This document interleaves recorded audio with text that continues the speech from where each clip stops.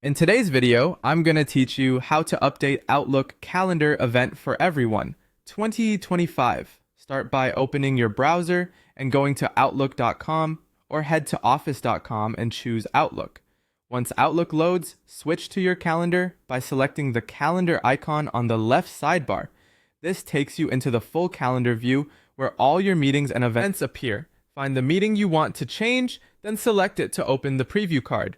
Choose Edit, which is the pencil icon. If the meeting repeats, Outlook may ask whether you want to edit just this event or the entire series. Pick the option that matches your intention so everyone gets the right update. Now you're in the event editor. Make your changes clearly and completely. You can adjust the title to reflect the new focus, update the date and time, tweak the duration, and confirm the time zone if attendees are in different regions.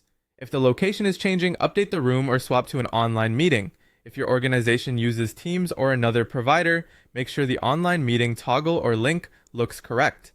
It's also a great idea to add a short note at the top of the description summarizing what changed, like updated start time or new conference link, so participants see it right away. If you need to add or remove attendees, you can do that here too. Adding someone will send them the invite, removing someone will take the meeting off their calendar when you send the update. Remember, only the organizer can make changes that update everyone. If you're not the organizer, you'll typically see options like propose a new time instead. When your edits are set, select Send or Send Update. Outlook may ask whether to notify everyone or only people affected by the change. Choose the option that matches your edits.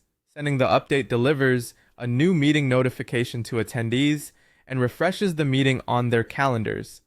If you change the time, their calendars will shift automatically. If you change location or online details, the invite will show the latest link or room. Give the calendar a moment to sync, then reopen the event to confirm your edits are saved. That's it. Open Outlook, go to Calendar, edit the meeting, and send the update so everyone stays in sync.